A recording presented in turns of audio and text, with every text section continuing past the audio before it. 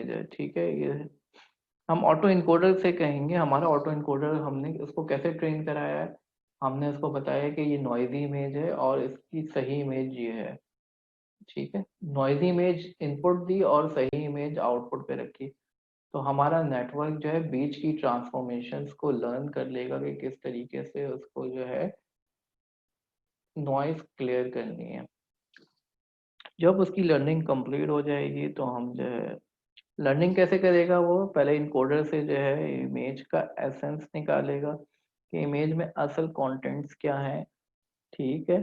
और फिर उसको डिकोड बैक करेगा उस एसेंस से ताकि जो है सही इमेज बना सके। तो हमने नेटवर्क से प्रेडिक्ट कराया और इसने जो है आप देख सकते हैं नॉइज रिमूव कर दी। तो ये डी नॉइजिंग ऑटो इनकोडर हमने देखा कि किस तरीके से काम करता है। तो इनकोडर और डिकोडर हमने लगाया और उसकी ट्रेनिंग ऐसे कराई कि अगर उसको एक नॉइजी इमेज दें तो किस तरीके से वो रिकंस्ट्रक्ट कर सकता है इमेज को आफ्टर रिमूविंग नॉइज, क्योंकि हम उसको इनपुट जो है नॉइजी इमेज दे रहे हैं और आउटपुट जो है हम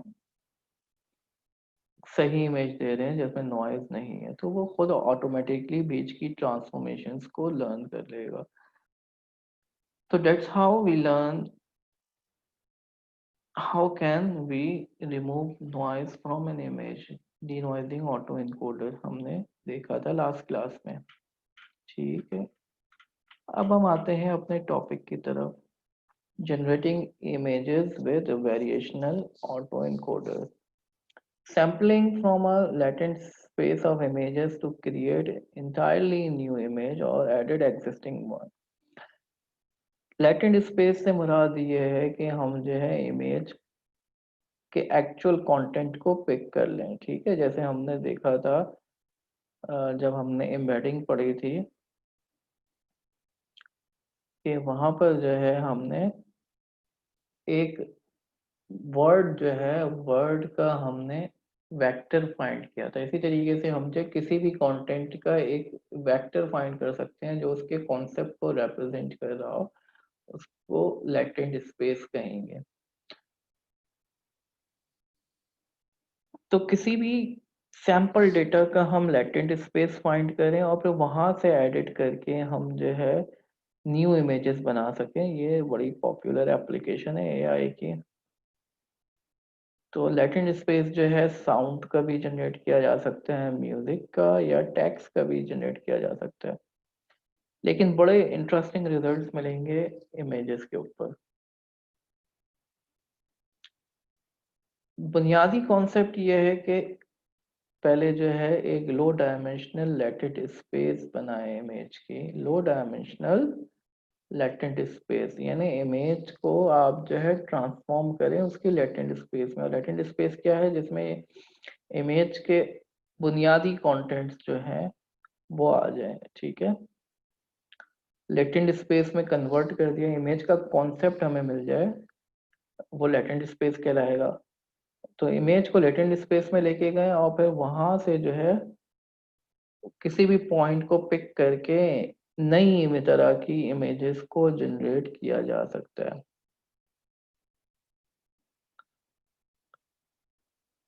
तो हमारे पास जो है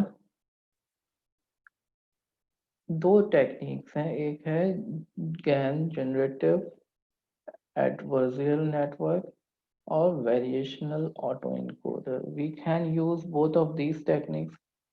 बुनियादी तौर पर हम क्या करते हैं, लेटेंट स्पेस से एक पॉइंट पिक करेंगे और एक नई इमेज जनरेट कराएंगे एज एन आउटपुट। तो अगर गैन में ये काम होता है तो उसको जनरेटर कहा जाता है और वेरिएशनल ऑटो इनकोडर में इसको डिकोडर कहा जाता है। Once such a latent space has been develop, आपने लेटेंट स्पेस जनरेट कर ली और आप जो है वहां से किसी भी पॉइंट को पिक करके जो है नई इमेजेस बना सकते हैं।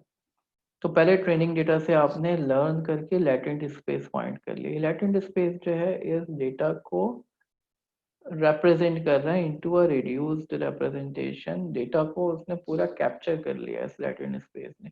अब इसमें से किसी भी पॉइंट को पिक करके हम जनरेटर को पास कर दें तो वो नई इमेजेस बना सकता है। So GAN and variational autoencoders are two different strategies for learning such latent spaces of image representation. GAN और VAE इन दोनों की मदद से काम किया जा सकता है। VAE जो है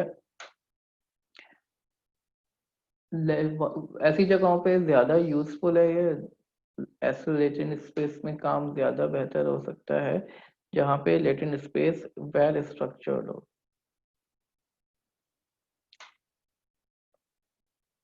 Can generate images that can potentially be highly realistic, but the latent space they come from may not have as much structure and continuity। अलबत्ता वहां पे ज्यादा स्ट्रक्चर और कंटिन्यूटी नहीं होगी। तो जैसा कि मैंने तस्करा किया, कॉन्सेप्ट वेक्टर्स हमने फाइंड करने हैं लेटेंट स्पेस में। जैसे हमने जो है एम्बेडिंग वर्ड एम्बेडिंग में पढ़ा था कि कॉन्सेप्ट वेक्टर जो है किसी भी वर्ड का फाइंड कर लिया जाता है, इसी तरीके से इमेज का भी कॉन्सेप्ट वेक्टर फाइंड किया जा सकता है। ठीक है, उसकी मदद से फॉर एग्जांपल अगर आपके पास किसी भी फेस का कॉन्सेप्ट वेक्टर आपको मिल गया और उसमें आप स्माइल को ऐड करना चाहें, तो स्माइल का कॉन्सेप्ट वेक्टर पता है, फेस का कॉन्सेप्ट वेक्टर पता है, इन दोनों को अगर आप ऐड कर लेंगे तो आपके पास स्माइली फेस आ जाएगी। ठीक है, तो ये बुनियादी कॉन्सेप्ट है। फेस का आपके पास कॉन्सेप्ट वेक्टर है और सैड का कॉन्सेप्ट वेक्टर है, इन दोनों को ऐड करेंगे तो आपको एक ऐसी फेस मिलेगी जो कि सैड फेस होगी। Now let's talk about variational autoencoders in detail. They are a modern take on autoencoders। ये autoencoders की एक मॉडर्न representation है, मॉडर्न कॉन्सेप्ट है। A type of network that aims to encode an input to a low dimensional latent space and then decode it back। तो बुनियादी concept वही है जो इनपुट को जो है लो डायमेंशनल रिप्रेजेंटेशन लेटेंट स्पेस में ले जाता है और उस वहां से आप कोई भी पॉइंट पिक करके जो है उसको नई इमेजेस को जनरेट करा सकते हैं। तो ये चीजें हम पढ़ चुके हैं। बुनियादी कॉन्सेप्ट क्या है, आपने इनकोडर के थ्रू इसको इनकोड किया, लेटेंट स्पेस आ गया, लेटेंट स्पेस से किसी भी पॉइंट को आपने पिक किया और उसको डिकोड किया तो आपको नई इमेजेस मिलना शुरू हो जाएंगे। तो ओवरऑल प्रोसेस क्या होगा, एक इनकोडर होगा जो कि इनपुट सैंपल को जो है दो पैरामीटर्स में कन्वर्ट कर देगा। ठीक है, ये आपके लेटेंट स्पेस को रिप्रेजेंट करेगा, मीन और वेरिएंस। अब उस मीन और वेरिएंस जो है ये एक लेटेंट स्पेस को रिप्रेजेंट कर रहा है। इसकी मदद से आप कोई भी रैंडम पॉइंट पिक कर सकते हैं लेटेंट स्पेस से और उस पॉइंट की मदद से डिकोडर जो है नई इमेज जनरेट करा सकता है। तो हम इसको देखते हैं किस तरीके से हमने जो है वेरिएशनल ऑटो इनकोडर के थ्रू ये काम किया था। हमने जो है पहले कुछ लाइब्रेरीज को इंपोर्ट किया, ये इनपुट शेप हो गई। अब ये हमारा इनकोडर है 32, 64, 64 फिल्टर्स लगाए हैं हमने। ठीक है, जब हम इस इनकोडर से अपने डेटा को गुजारेंगे, ये तो समझ में आ रहा है, कॉन्वोल्यूशन लेयर्स लगाई हैं हमने, डिफरेंट कॉन्वोल्यूशन लेयर्स लगाई हैं और कॉन्वोल्यूशन लेयर से गुजरने के बाद हमारा डेटा जो है इनकोड हो जाएगा। इनकोड होने के बाद जो है हमने हमारी लेटेंट स्पेस की डायमेंशन हमने 2 रखी है ताकि हमें दो पॉइंट्स मिल जाए, एक को हम मीन कहेंगे और एक को हम वेरिएंस कहेंगे। ठीक है,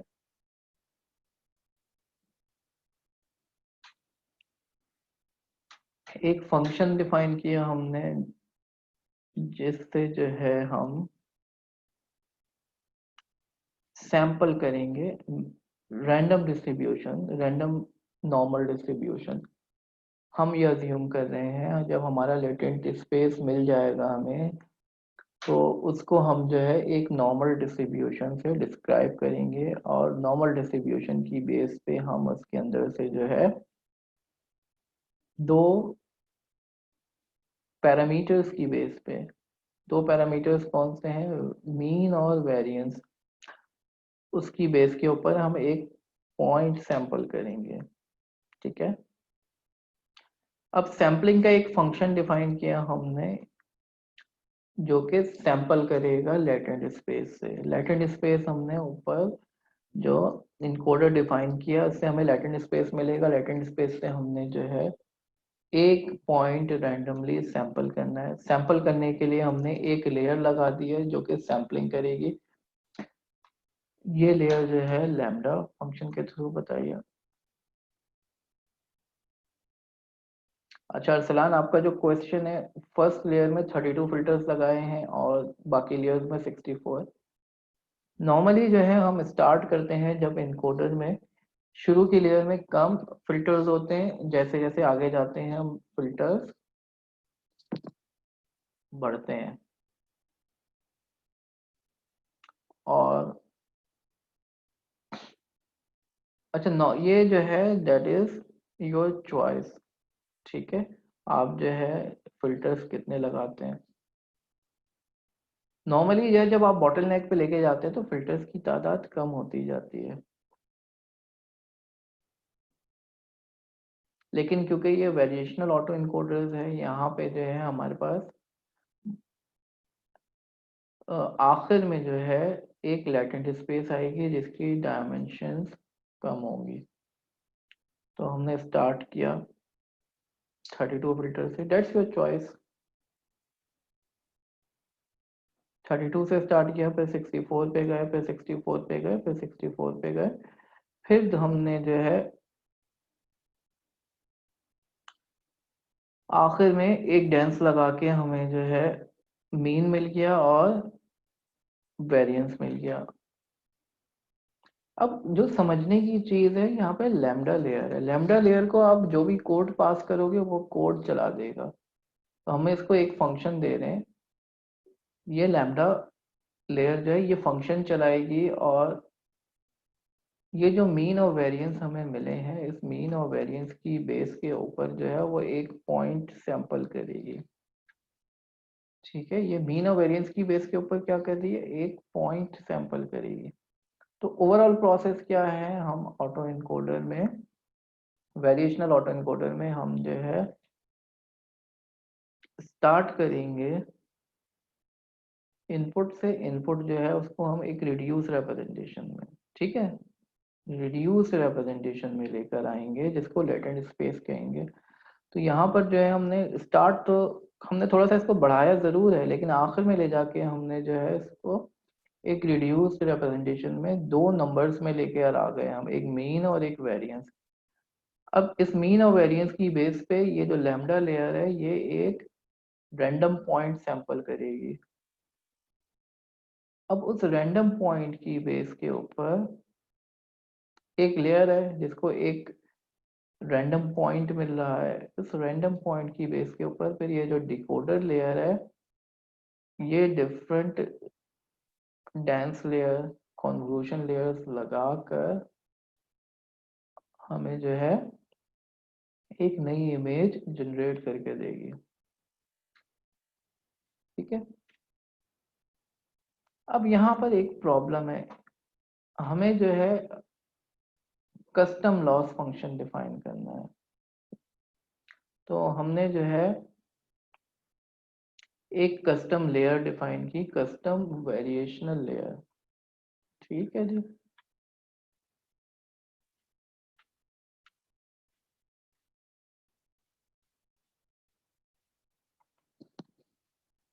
क्योंकि हमारा लॉस फंक्शन जो है हमने अपना डिफाइन करना है,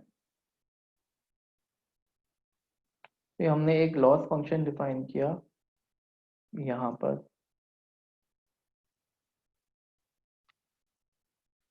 तो this is how a layer is defined. Model compile किया, कंपाइल करते हुए हमने कोई लॉस फंक्शन नहीं दिया क्योंकि हमने जो है अपना कस्टम वेरिएशन लेयर डिफाइन किया।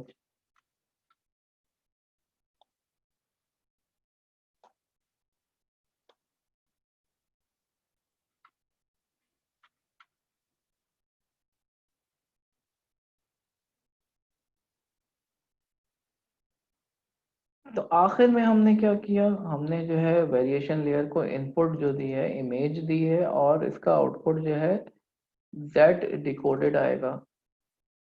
ठीक है, z डिकोडेड का मतलब क्या है, जो हमारा फाइनल आउटपुट इमेज मिलेगी, राइट।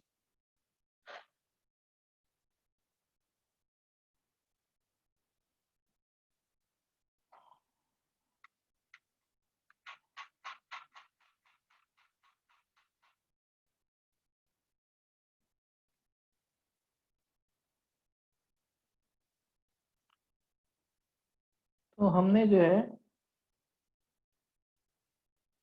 वेरिएशनल ऑटो इनकोडर के थ्रू, मैं आपको एक कॉन्सेप्ट एक्सप्लेन करना चाह रहा हूँ।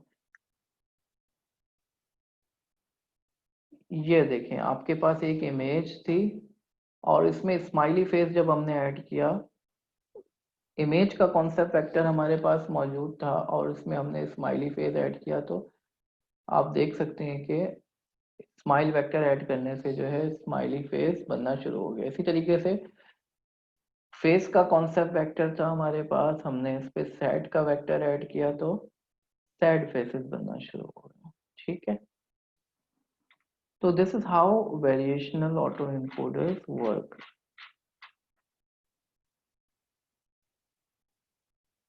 So here is how variational autoencoder works. An encoder module turns the input sample image to two parameters. हम स्टार्ट करेंगे encoder मॉड्यूल से, इनपुट इमेज को हम कन्वर्ट कर देंगे z मीन और z लॉग वेरिएंस, यानी मीन और वेरिएंस दो चीजों में कन्वर्ट कर देंगे। स्टार्ट तो किया था हमने इमेज से, यहाँ पर हमने स्टार्ट किया इमेज से।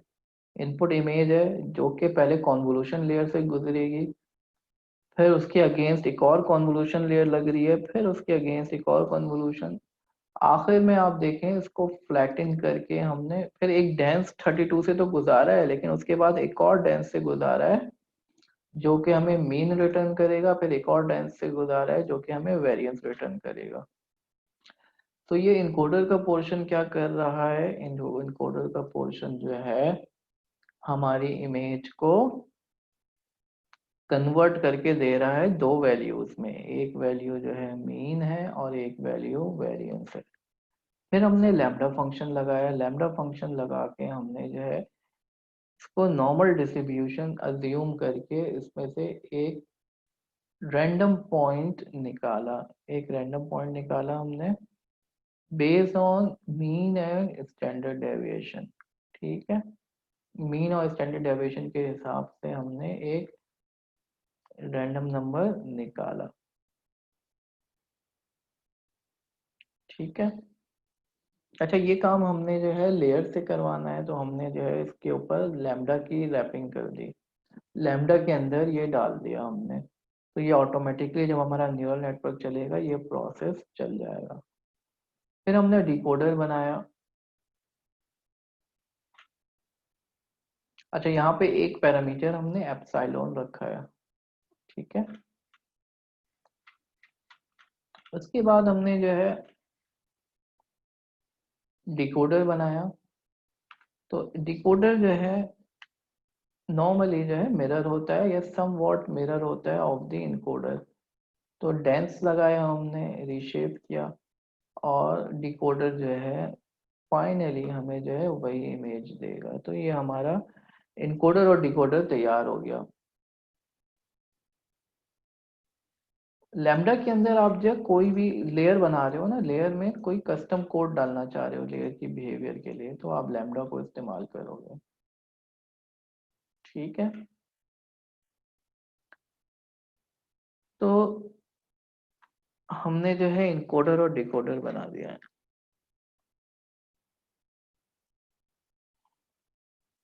अब हम अपनी कस्टम वेरिएशन लेयर लगाएंगे जो कि लॉस को डिफाइन करेगा। लॉस हमने अपना डिफाइन करना है।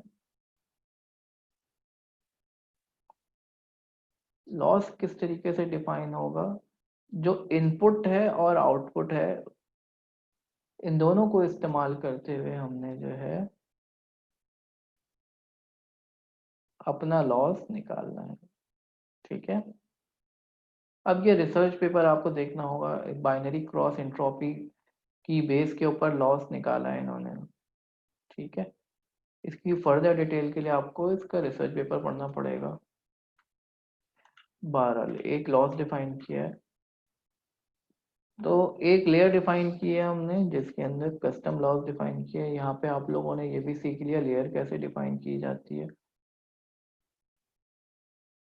ठीक है। लेयर में एक कॉल का मेथड होना जरूरी है जो कि पॉलीमॉर्फिकली कॉल होगा।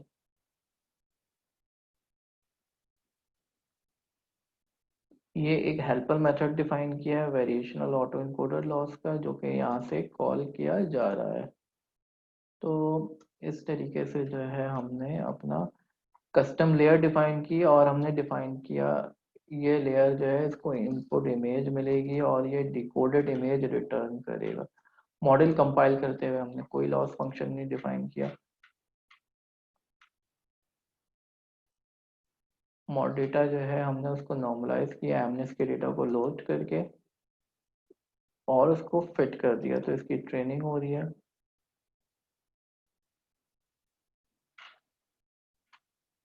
वंस ट्रेनिंग कंप्लीट हो जाएगी हम अपने इनकोडर को इस्तेमाल करते हुए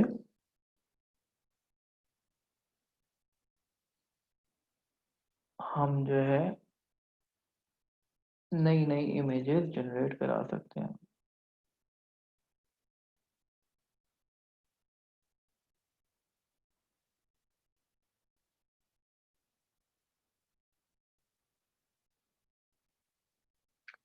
तो लेयर्स को इंपोर्ट कराएं, इस पर आप अपने लेयर्स को इंपोर्ट नहीं कराए, इस वजह से प्रॉब्लम आ रही है।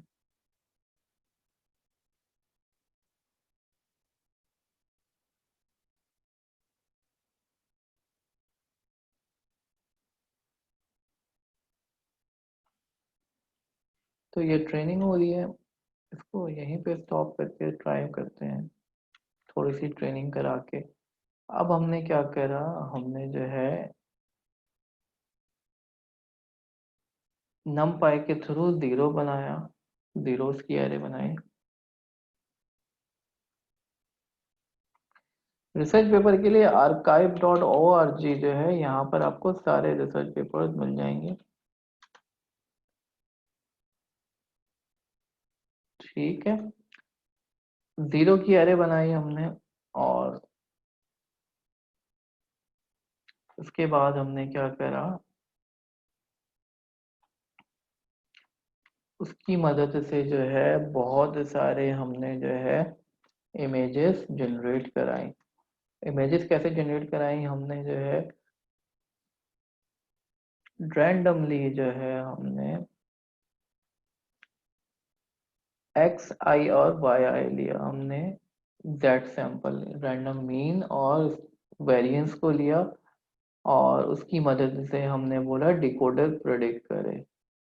मीन और वेरिएंस जो है हमने कुछ रैंडम ले लिया और हमने कहा कि डिकोडर को ये सैंपल के तौर पर हम दे दें, तो देखते हैं कि डिकोडर जो है अगर मैं कॉन्सेप्ट वेक्टर से या लैटेंट स्पेस से रैंडमली मैं कोई पॉइंट सैंपल करूं और मैं डिकोडर को बोलूं प्रेडिक्ट करो, तो डिकोडर ने जो चीज़ प्रेडिक्ट की हमने जो है उसको प्लॉट कर दिया।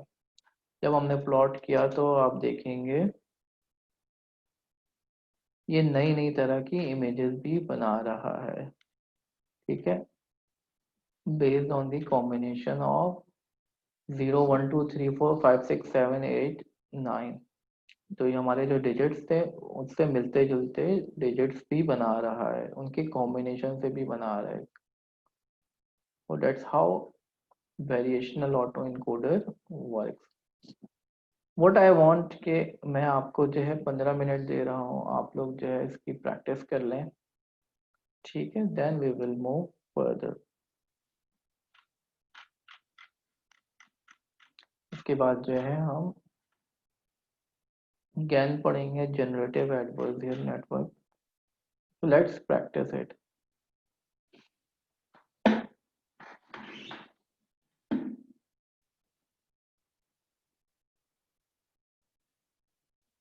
ये स्लाइड्स आई थिंक के ग्रुप पे अपलोडेड है, लेकिन आई विल सी, मैं अपलोड कर दूंगा अगर जो है नहीं होंगी तो, ठीक है, आज इंशाल्लाह।